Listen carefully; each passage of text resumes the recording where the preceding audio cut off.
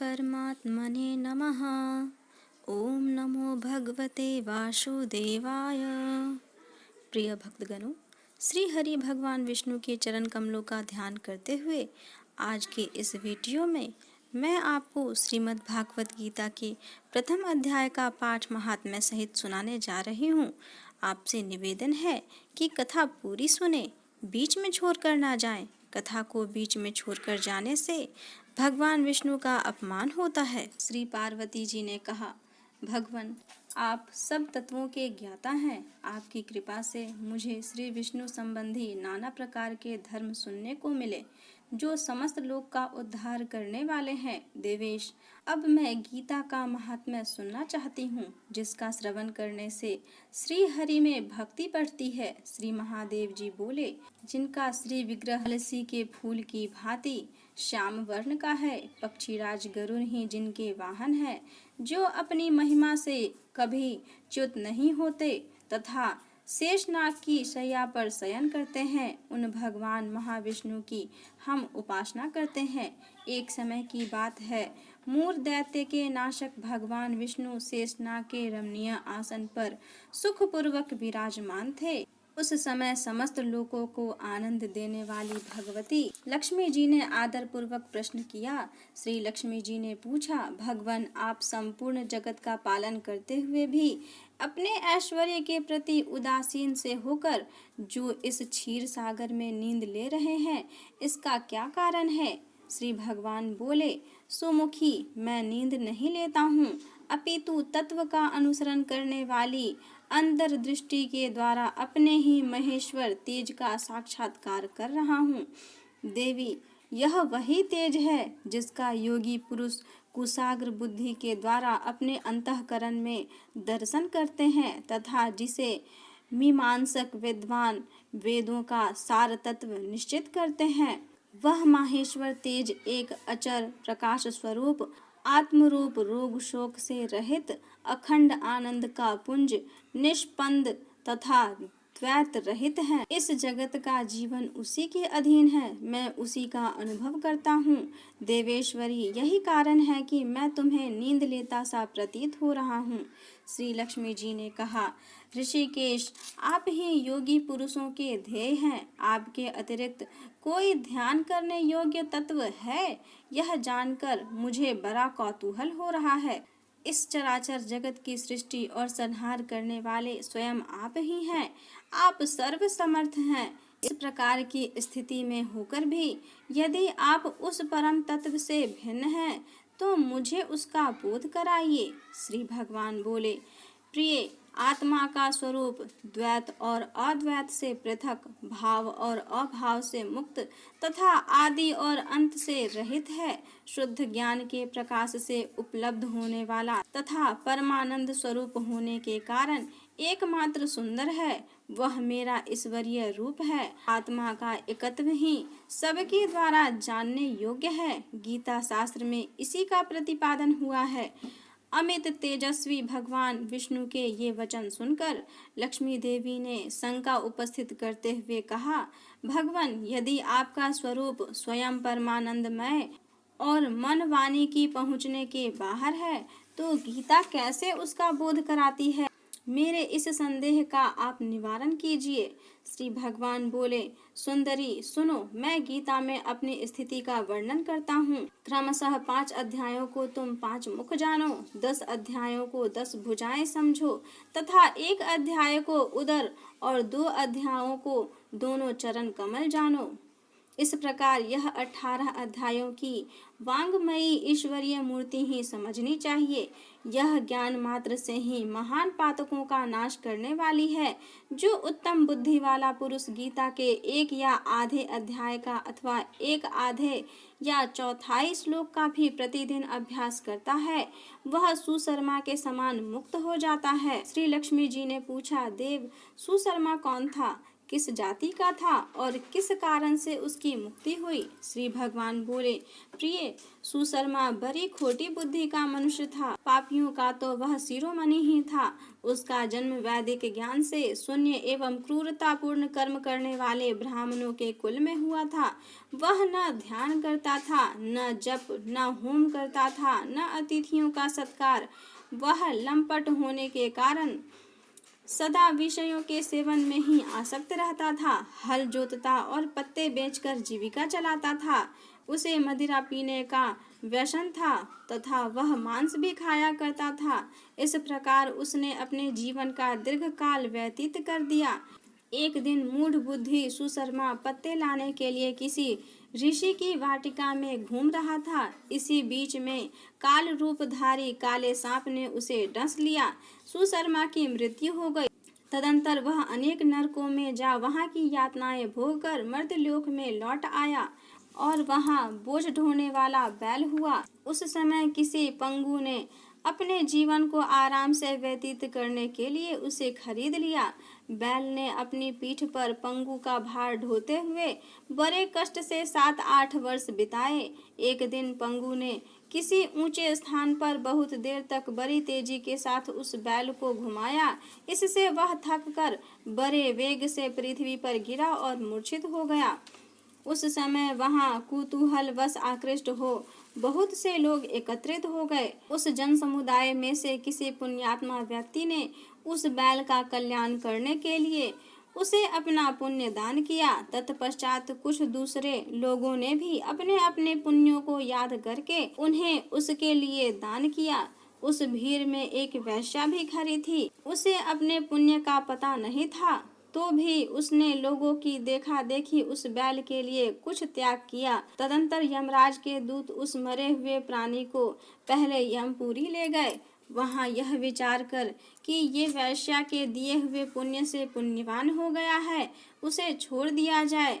फिर वह भूलोक में आकर उत्तम कुल और शील वाले ब्राह्मणों के घर में उत्पन्न हुआ। उस समय भी उसे अपने पूर्व जन्म की बातों का स्मरण बना रहा। बहुत दिनों के बाद अपने अज्ञान को दूर करने वाले कल्याण तत्व का जिज्ञासु होकर वह उस वैश्या के पास गया और उसके दान की बात बतलाते हुए उसने पूछा, तुमने कौन सा पुण्य दान किया था? वैश्या ने उत्तर दिया, वह पिंजरे में बैठा हुआ तोता प्रतिदिन कुछ पढ़ता है, उससे मेरा अंतःकरण पवित्र हो गया है। उसी का पुण्य मैंने तुम्हारे लिए दान किया था। इसके बाद उन दोनों ने तोते से पूछा। तब उस तोते ने अपने पूर्व जन्म का स्मरण करके प्राचीन इतिहास कहना आरंभ किया। सूक बोला, पूर्व जन्म में मैं विद्वान होकर भी विद्वता के अभिमान से मोहित रहता था। मेरा राग द्वेष इतना बढ़ गया था कि मैं गुणवान विद्वानों के प्रति भी ईर्ष्या भाव रखने लगा। फिर समयानुसार मेरी मृत्यु हो गई और मैं अनेकों घृणित लोकों में भटकता रहा। उसके बाद इस लोक में आया। सदगुरु की अत्यंत निंदा होने के कारण तोते के कुल में मेरा जन्म हुआ। पापी होने के कारण छोटी अवस्था में ही मेरा माता पिता से वियोग हो गया। एक दिन मैं ग्रीष्म ऋतु में तपे हुए मार्ग पर पड़ा था। वहां से कुछ श्रेष्ठ मुनि मुझे उठा लाए और महात्माओं के आश्रय में आश्रम के भीतर एक पिंजरे में उन्होंने मुझे डाल दिया। वहीं मुझे पढ़ाया गया। ऋषियों के बालक बड़े आदर के साथ गीता के प्रथम अध्याय की आवृत्ति करते थे। उन्हीं से सुनकर मैं भी बारंबार पाठ करने लगा। इसी बीच में एक चोरी करने वाले बहेलिये ने मुझे वहां से चुरा लिया। तत्पश्चात इस देवी ने मुझे खरीद लिया। यही मेरा वृतांत है, जिसे मैं आप लोगों से बता दिया। पूर्व काल में मैंने इस प्रथम अध्याय का अभ्यास किया था, जिससे मैंने अपने पापों को दूर किया है। फिर उसी से इस वैश्या का भी अंतःकरण शुद्ध हुआ है और उसी के पुण्य से ये द्विज श्रेष्ठ सुशर्मा भी पाप मुक्त हुए हैं। इस प्रकार परस्पर वार्तालाप और गीता के प्रथम अध्याय के महात्म्य की प्रशंसा करके वे तीनों निरंतर अपने अपने घर पर गीता का अभ्यास करने लगे। फिर ज्ञान प्राप्त करके वे मुक्त हो गए। इसीलिए जो गीता के प्रथम अध्याय को पढ़ता, सुनता तथा अभ्यास करता है, उसे इस भवसागर को पार करने में कोई कठिनाई नहीं होती। अब गीता के प्रथम अध्याय के पाठ का श्रवण कीजिए।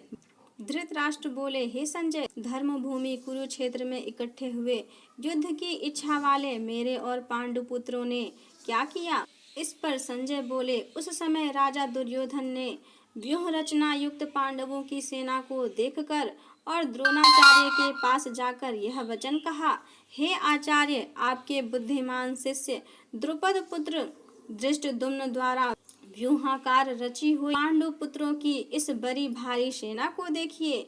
इस सेना में बड़े बड़े धनुषों वाले युद्ध में भीम और अर्जुन के समान बहुत से सूरवीर हैं, जैसे सात्यकी और विराट तथा महारथी राजा द्रुपद और धृष्टकेतु, चेकितान तथा बलवान काशीराज, पुरुजीत, कुंती भोज और मनुष्यों में श्रेष्ठ सैव्य और पराक्रमी युद्धामन्यु तथा बलवान उत्तमौज, सुभद्रा पुत्र अभिमन्यु तथा द्रौपदी के पांचों पुत्र, ये सभी महारथी हैं। हे ब्राह्मण श्रेष्ठ, हमारे पक्ष में भी जो जो प्रधान है उनको आप समझ लीजिए। आपके जानने के लिए मेरी सेना के जो जो सेनापति हैं उनको कहता हूँ। एक तो स्वयं आप और पितामह भीष्म तथा कर्ण और संग्राम विजयी कृपाचार्य तथा वैसे ही अश्वत्थामा, विकर्ण और सोमदत्त का पुत्र भूरिश्रवा तथा और भी बहुत से सूरवीर अनेक प्रकार के अस्त्र शस्त्रों से युक्त, मेरे लिए जीवन की आशा को त्यागने वाले, सब के सब युद्ध में चतुर हैं।